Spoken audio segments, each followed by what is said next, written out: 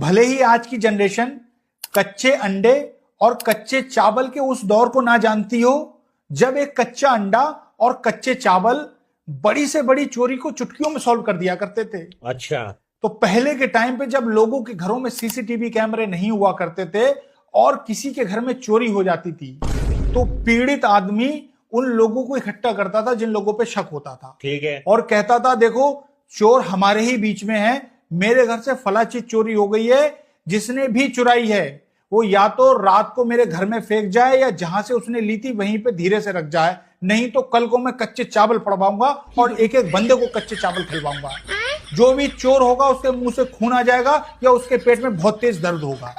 तो जो चोर होता था वो दर्द और खून की डर की वजह से या तो रात को उसके घर में चीज फेंक जाता था या जहां से उसने चीज ली होती थी वो वहीं रख जाता था। अच्छा। तो इस तरीके से चावल चुटकियों में बड़ी से बड़ी प्रॉब्लम को सॉल्व कर दिया करते थे। बात तो सही है। और ऐसे ही बचपन में जब हम क्लास में होते थे तो क्लास में किसी की किताब चुरा जा रही है तो साला कच्चे चावल खाने को मिल रहे हैं, किसी के क्लास में बैग में से पैसे चोरी हो जा रहे हैं तो कच्चे चावल वो खिलवा रहा है, किसी की अंगूठी चोरी हो जा रही है, चेन चोरी हो जा रही है, वो कच्चे चावल क्लास में खिलवा रहा है। तो साला कभी कभी तो ऐसा होता था कि क्लास में एक दिन में 2-2 बार कच्चे चावल खाने को मिलते थे, 2 अलग अलग चोरियों के लिए।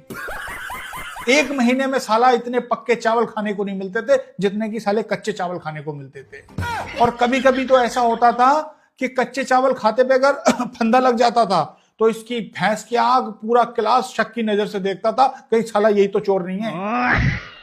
और जब मैटर कच्चे चावलों से सॉल्व नहीं होता था तो पीड़ित आदमी कहता था कि मैं अंडा पड़वाऊंगा और अंडे को आग में जलाऊंगा, जैसे ही अंडा फटेगा वैसे ही चोर का पेट फट जाएगा। तो चोर का पेट फटने से ही पहले चोर का कुछ और फट जाता था, वो इसकी भैंस की आग अपना जुर्म कबूल कर लिया करता था, कहता मैं ही चोर हूं।